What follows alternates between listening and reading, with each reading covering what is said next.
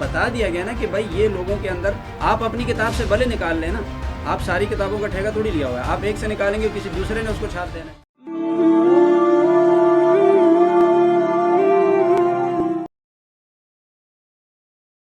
سلامتی ہے ان آنکھوں پر جو ہدایت پہ نظریں جمائے بیٹھی ہیں، ان کانوں پہ جو ذکر خیر کے منتظر رہتے ہیں، اور ان قدموں پہ جو ہدایت کی راہ پہ گامزن ہیں۔ السلام علیکم ورحمۃ اللہ وبرکاتہ۔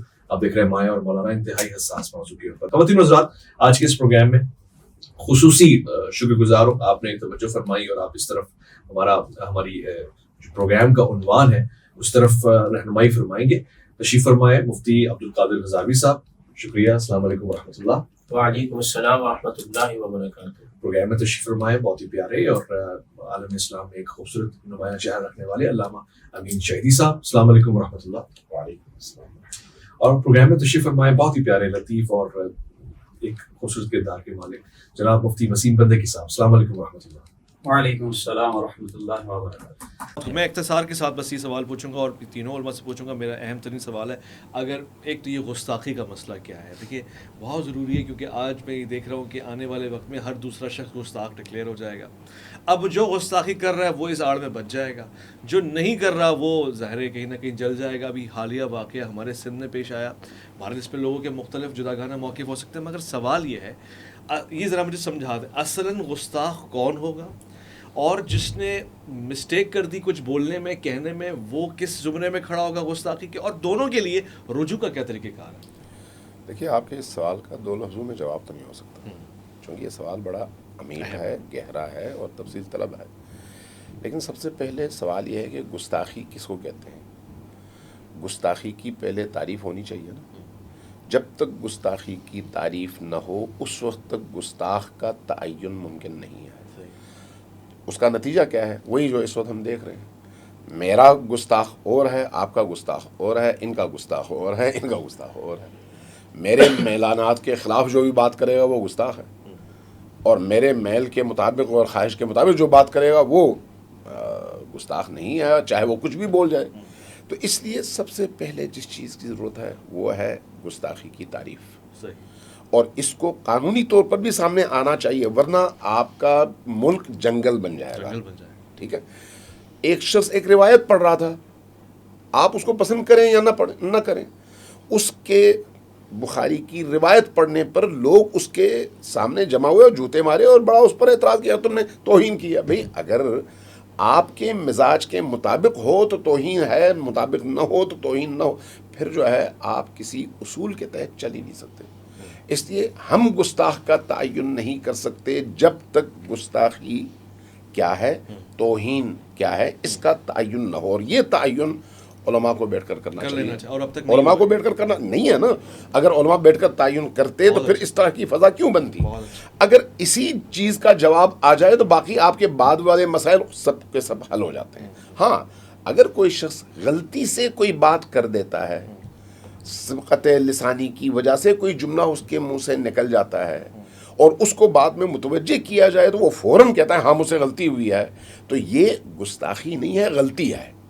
اس غلطی کی گنجائش ہر انسان کی زندگی میں ہے جو غیر معصوم ہو، ٹھیک ہے۔ اس لیے اس کو فرقہ وارانہ آئینے میں نہیں دیکھنا چاہیے، بلکہ اصلاح معاشرہ کے طور پر اس کو دیکھنا چاہیے۔ جہاں جہاں غلطیاں سب میں ہیں، ان غلطیوں کو ہم کسی نہ کسی طرح سے ختم کرنے کی کوشش کریں، اور علمی بنیادوں پر ختم کرنے کی کوشش کریں۔ بہت خوب۔ وہ صاحب آپ سے بھی میں یہی طلبکار ہوں، بہت قیمتی اور ظاہر اختصار طلب موضوع ہے گستاخی کا جو عنوان ہے۔ اب کسی نے دانستہ گستاخی کی ہے، کسی نے غیر دانستہ کی ہے، بہت اچھی بات ہے، ایک ڈیفینیشن بنی چاہیے، مگر رجوع کا طریقہ کار کیا ہوگا؟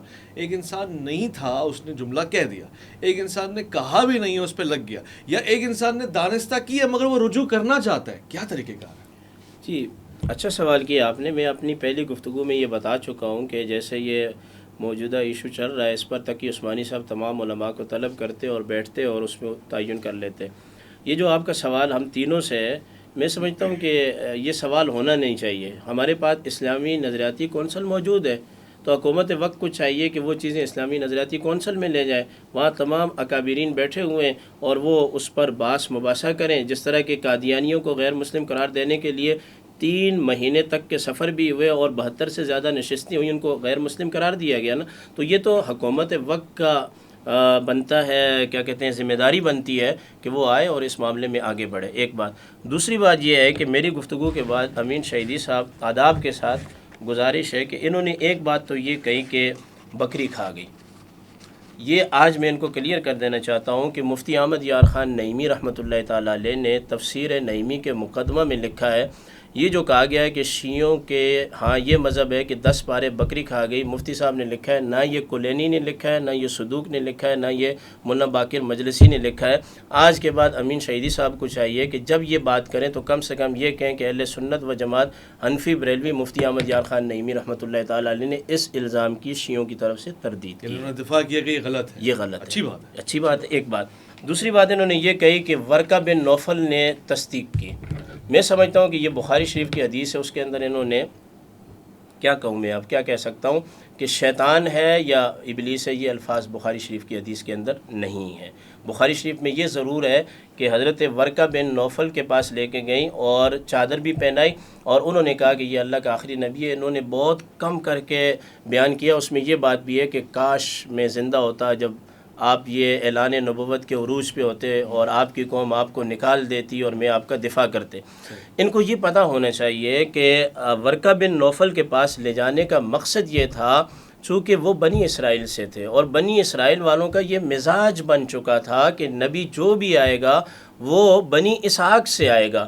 تو ام المومنین کا ان کے پاس لے جانے کا مقصد یہ تھا کہ اگر یہ مان گیا تو لوگ مان جائیں. یہ مقصد. ایک بات جی اساست یہ چند ایک دوسری بات انہوں نے یہ کہی کہ پھر دوبارہ بخاری کا حوالہ لیا کہ کوئی صاحب بیان کر رہے تھے اور جوتی مارنا شروع کر دی. وہ روایت کیا ہے مجھے بتائی جائے نا. میں کلیکٹ کیے بیٹھا ہوں کچھ جی ایسی روایت مجھے بتائی جائے نا وہ روایت کیا ہے. ابھی میں کل پرسوں ایک پروگرام میں بیٹھا. دیکھیں اب مجھے بات کرنے دیں. نہیں آپ کو موقع ملے گا مجھے بات کرنے دیں گے. میں اپنے وقت میں نہیں بولنے دوں گا. نہیں میں آداب نہیں میرا وقت ہے میرا وقت چل رہا ہے. نہیں پہلی بات تو یہ ہے میں مختصر کر رہا ہوں. کوئی جواب نہیں مجھے نہیں ٹھیک ہے مجھے آپ دیں بھی نہیں. اب دوسری بات انہوں نے جو یہ کہی ہے کہ ایک صاحبہ نے کہا سن لیں ایک صاحبہ نے کہا کہ ایک آیت کھا دی گئی ہے. اس حدیث پر باس و نظر ہے. یہ حدیث مردود ہے قرآن کریم کی اس آیت کے تحت. سنیں نا جواب جانا چاہیے نا پوری بات علمی. چونکہ یہ صاحب علم کو پسند کرتے ہیں تو میں بات کروں گا. بل ہوا قرآن مجید فی لوح محفوظ. یہ جو صاحبہ کون ہے وہ اچھے طریقے سے مجھے پتہ ہے، بندگی صاحب کو پتہ ہو یا نہ ہو. جس طرح یہ کہا جاتا ہے کہ شیعہ 10 پارے ان کے بکری کھا گئی، اس طرح شیعوں کی طرف سے یہ کہا جاتا ہے کہ ایک صاحبہ نے کہا ہے کہ ایک آیت بکری کھا گئی. یہ الزامی جواب ہے. فلہذا یہ سلسلہ بند ہونا چاہیے. نہیں آگے بڑھنے دیں مجھے. جہاں تک نہیں میں آپ کو موقع ملے گا. جہاں تک ذاکر نائک کی بات ہوئی تو چاہے امین شہیدی صاحب نہیں سنیں شہیدی صاحب اتحاد کے لیے جتنی چیزیں بھی کریں ذاکر نائک کل بھی یزیدی تھا، آج بھی یزیدی ہے اور یہ ہمیشہ یزیدی رہے گا. اور نہیں سن لیں میری بات سنیں. اویس بھائی بات یہ نا تکلیف تب ہوتی ہے. میں تو یزید کے کفر کا قائل ہوں، سیدھی سی بات ہے. مجھے تو آپ نے کہتے ہیں آپ نے کیسے کہہ دی. تکلیف کا نہیں سن لیں تکلیف تو نہیں ایک مسئلہ تکلیف تو تب ہوتی ہے نا. بات یہ ہے کہ جب آپ ایسے لوگوں کو بغل میں بٹھائیں گے اور یہ کہیں گے کہ اس نے اسلام کا بڑا کام کیا ہے، 9 لاکھ لوگ مسلمان ہو گئے. شیعہ بچہ دیکھنے والا جب دیکھے گا کہ ذاکر نائک کے بغل میں شہنشاہ نقوی بیٹھا ہے اس کا دماغ خراب ہوگا یا نہیں. دیوبندی بچہ جب دیکھے گا کہ بھائی اس کے پیچھے مفتی عبد الرحیم بیٹھا ہے، مفتی تقی بیٹھا ہے، مفتی نعمان بیٹھا ہے، ان کا دماغ خراب ہوگا. کہنے کا مقصد یہ ہے جو برے لوگ ہیں ہمیں ان کی سوچ سے نفرت ہے، ہمیں ان کے نظریات سے نفرت ہے. اگر جس طریقے سے اہل سنت نے بائیکاٹ کیا ہے، شیعہ برادری بھی اگر اس طریقے سے بائیکاٹ کرتی تو کم سے کم یہ یزیدیوں کے آگے تو سد باب ہوتا نا. تو ایک بات تو یہ ہے کہ شہیدی صاحب سے میری گزارش ہاتھ جوڑ کے یہ ہے، رمضان میں ہم ان کے ساتھ بیٹھے پھر انہوں نے کہا کتاب کے اندر ہے، کتاب کی بات کو واضح کیا جائے. ابھی میں آپ کو بتاؤں کل پرسوں یہ ایک بڑی تفنن کی بات ہے. 11ویں شریف کے پروگرام میں بیٹھا تھا، بندگی صاحب ایک صاحب کہنے لگے غوث الاعظم نے ایک تفسیر بیان کی، دوسری کی، تیسری کی، چوتھی کی، 5ویں، 30ویں، 36ویں اور 40 تفسیریں بیان کر دیں. وہ میرا اپنا تھا، میں مجلس میں بیٹھا تھا. میں نے کہا مفتی صاحب ان میں سے ایک تفسیر ہم کو تو بتاؤ. بات تو تب بنے گی نا. بخاری میں کہاں لکھا ہے یہ کہنا ہے کہ وہاں شیطان کا لفظ ہی نہیں ہے. اور دوسری بات یہ افکار مودودی کی جو حضرت صاحب نے جس طرف اشارہ کیا ہے اور اس کی تردید مفتی احمد یار خان نعیمی رحمہ اللہ اور پیر کرم شاہ صاحب الازہری رحمہ اللہ کر چکے ہیں. رہی گستاخی کا معاملہ، قاضی ایاز علیہ رحمت نے شفا شریف کے آخر کے اندر پورا ایک باب باندھا ہے کہ کون قرآن کی طرف کیسے الفاظ کی نسبت کرے تو کیا چیز ہوگی کیا چیز نہیں ہوگی، وہ سارا لکھا ہوا ہے، بس پڑھنے کی ضرورت ہے اور اسلامی نظریاتی کونسل کو متحرک ہونے کی ضرورت ہے۔ باقی انہوں نے اپنی گفتگو میں ایک بات کہی کہ وہ کتاب نصاب میں داخل ہے، یہ ہم پہ بہت بڑا الزام ہے۔ شہیدی صاحب بتائیں وہ کون سی کتاب ہے جو نصاب میں داخل ہے جس میں اس طرح کی نہیں کہا ہے آپ نے اپنی گفتگو میں؟ نہیں نکالنے آپ ذرا کیا اس وقت آپ اپنے تصورات کی گفتگو نہیں، آپ نہیں، کسی اور دنیا میں تھے۔ سنیں، آپ سے اب بولیں اب جو بات کرنا چاہتے ہیں آپ کریں۔ پہلی بات تو یہ ہے کہ میں نے بخاری کا بھی نام نہیں لیا تھا، انہوں نے لیا۔ میں نے صاحبہ کی جب بات کی تو میرا کسی کی طرف اشارہ نہیں تھا، انہوں نے کوئی تعین کیا ہے۔ میں نے جب کہا کہ بھئی کسی صاحب نے کوئی روایت بیان کی تو انہوں نے اس روایت کی تفصیلات بیان کی، میں نے کوئی اشارہ نہیں کیا تھا۔ میں نے کہا اس کی وضاحت کریں، بتائیں وہ میں روایت۔ عرض کرتا ہوں نا، آپ غور سے سنیں۔ میں جو عرض کر رہا تھا وہ یہ تھا کہ گند، غلط باتیں، بے بنیاد باتیں کتابوں میں موجود ہیں، میں نے یہ کہا تھا۔ کب میں تائید کر رہا ہوں؟ میں کہہ رہا ہوں ایسا سارا گند صاف کرو۔ کمال کرتے ہیں بھائی، آپ کو سمجھ کیوں نہیں آئی میری بات کی؟ میں یہ کہہ رہا ہوں وہ چیز بتائیں، ہم صاف کریں نا، آپ بتائیں۔ آپ گزارش ہیں، وہ جو ہمارا گویا تھا، کیا نام ہے اس کا جو وفات پا گیا، جنید جمشید مرحوم، اس کے ساتھ کیا ہوا؟ اس نے کیا کیا تھا؟ ایک روایت پڑھی تھی، روایت جھوٹی ہو سچی ہو مجھے اس سے غرض نہیں ہے، لیکن آپ کا معاشرہ اس حد تک انتہا پسند ہے کہ جا کے اس کا محاصرہ کر لیا گیا، جبکہ وہ روایت کہاں سے پڑھ رہا ہے؟ ایک کتاب سے، میں کتاب کا نام ہی نہیں لے رہا، ایک کتاب سے پڑھ رہا ہے۔ بھئی آپ کہیں نا، آپ یہ کہیں کہ اگر یہ توہین آمیز ہے تو وہ روایت غلط ہے، بات ختم ہو گئی۔ یہ کون سا رویہ ہے؟ میں اس لیے کہہ رہا ہوں کہ مختلف مسالک کے ہاں آپ نے میری بات نہیں سمجھی، مجھے اس بات پر افسوس ہے، آپ کی باتوں پر افسوس نہیں ہے، آپ کے نہ سمجھی پر افسوس ہے کہ آپ میری بات سمجھے نہیں۔ میں یہ کہہ رہا ہوں کہ غلط باتیں ہر مسلک کی کتابوں میں کہیں نہ کہیں کسی نہ کسی صورت میں موجود ہیں۔ میں نے یہ کہا کہ اسرائیلیات داخل کی گئی ہیں، میں نے کبھی نصاب کا نام نہیں ہے کہ نصابی کتاب ہے، آپ ریکارڈنگ دیکھ لیں، آپ کسی اور دنیا میں تھے، آپ نے اس طرح سے سمجھا۔ لیکن میں جو بات عرض کر رہا ہوں 2 لفظوں میں بیان کروں گا۔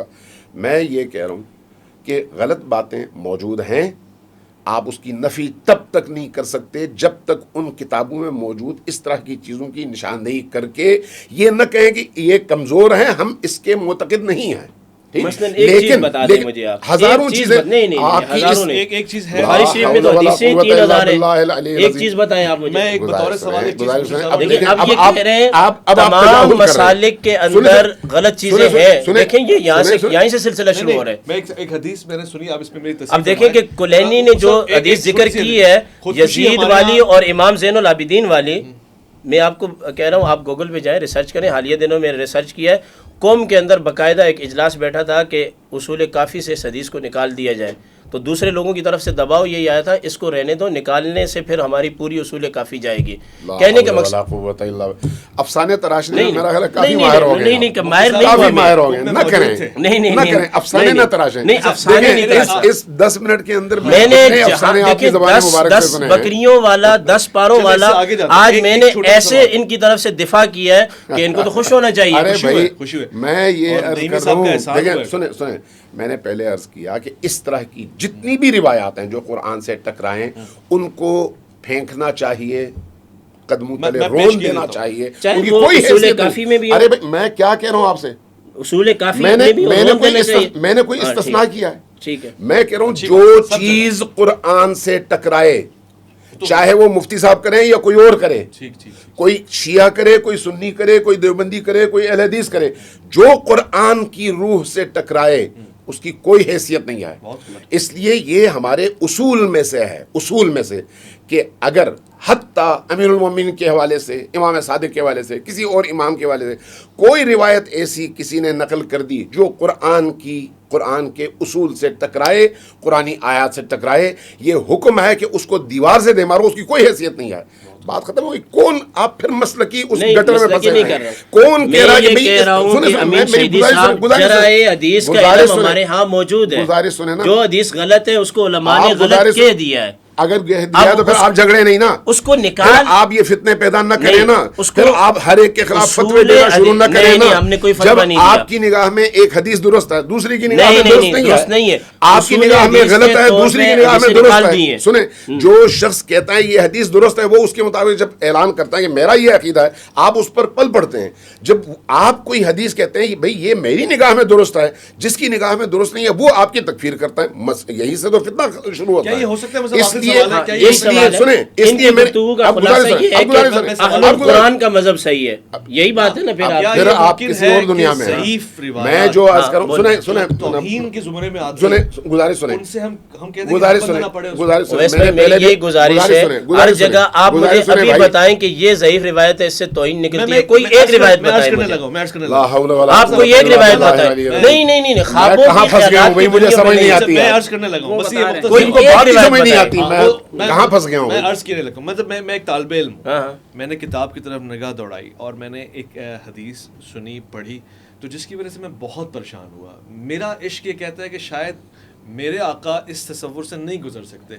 हदीस खुदकुशी के हवाले से जी हाँ, मैं ये सोचता हूँ कि अगर एक इंसान के लिए इसी शरीयत में खुदकुशी हराम है, ये तसव्वुर ही मायूसी का है। कुरान कह रहा है ला तक़नतु मिन हराम है भाई, इससे आप दलील नहीं पर ज़ईफ है, आप समझ रहे हो ज़ईफ क्या, झूठी है। तो उसपे लिखा हुआ है ना, काबिल अमल नहीं है, उस पे अकीदा नहीं बना मैं सकते। कह रहा हूँ कि उसको हटा आप नहीं सुने, जो हदीस आप पढ़ रहे हैं ना, उसके आगे जब लिखा हुआ है कि हाजा हदीसुन मौदूअन, आप उसको क्यों नहीं पढ़ते?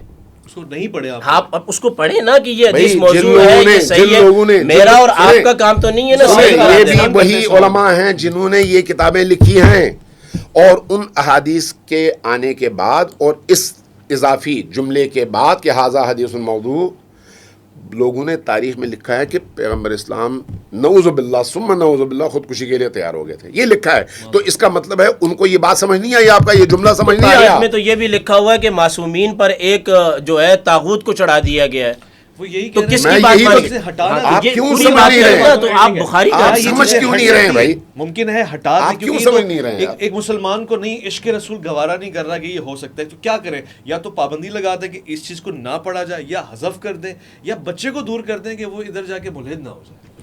चले शुक्रिया, मुझे तो लग रहा था शायद मैं गुफ्तगू का हिस्सा नहीं हूँ, काफ़ी देर से मैं इंतज़ार कर रहा था। सबसे ज्यादा टाइम इन्होंने लिया है, निकाल के देख लें। तौबा करें यार। देखें, बात ये है, एक तो हम जिस मौजू पर बात करने बैठे थे ना, हम अपने मौजू से हटकर दूसरी तरफ चले गए। हम तो कुरान के हवाले से बात करने के लिए बैठे थे और जो सिलसिला एक चल पड़ा था। अब एक बात मैं यहाँ पहले अर्ज़ कर दूँ कि अमीन शहीदी साहब ने जैसे कुछ रिवायात के बारे में अगरचे इशारा किया, लेकिन जब इन्होंने सराहतन कह दिया कि इस तरह की रिवायत मौजूद है कि हुजूर आए और फिर वो वर्क़ा बिन नौफल के पास गए, अब ज़ाहिर है उस तरफ भी सुन्नी आलिम बैठे हैं, इधर भी सुन्नी आलिम बैठे हैं, और ये हदीस बुखारी के अंदर मौजूद है। मुतअद्दिद जगहों में जी हाँ, एक जगह नहीं है। एक बात अर्ज़ कर रहा हूँ मैं, तो जब आप बैठ के ये बात कहेंगे और फिर हम उस पर कुछ ना कहें कि आपका इशारा तो उसको गलत बयान कर रहा है ना, आवाम पूछेगी, हाँ, तो वो तो गलत इशारा आपका जा रहा है कि आप बैठकर दो उलमा के दरमियान कहें कि ये गलत है हदीस, जबकि वो बुखारी के अंदर मौजूद है। असल में वो तो मफहूम समझने में गलती है हर एक की। अब जो इसलिए फिर इस तरह की जब बात होगी तो फिर वो गुफ्तगू तो इख्तिसारी करते हैं कि क्या करें, इल्हाद से कैसे बचाएं। नहीं देखें, यही सलमान रुश्दी ये सब चीज़ें निकाल के खड़ा होता है। नहीं देखें, जो अहादीस लिखी हुई हैं किताबों के अंदर, ये सवाल ही नहीं बनता है कि आप उनको निकाल दो, ठीक है, ये सवाल बनता ही नहीं है। ठीक है, वजह उसकी ये है कि जब सारी रिवायात जमा हुई और जब सब लिखी गई तो सही और गलत का फ़र्क बयान कर दिया गया ना, बता दिया गया ना कि भाई ये लोगों के अंदर, आप अपनी किताब से भले निकाल लेना, आप सारी किताबों का ठेका थोड़ी लिया हुआ है, आप एक से निकालेंगे, किसी दूसरे ने उसको छाप देना है, किसी दूसरे ने उसको बयान करना है। तो सही तरीक़ा ये है कि मुहद्दिसीन ने उन अहादीस को जो सही नहीं है उनको लिखने के बाद लिख दिया, ये रिकॉर्ड के लिए लिख दिया ताकि लोगों को पता चल जाए कि कल कोई और भी इसको बयान करे तो पता हो कि भाई ये गलत है।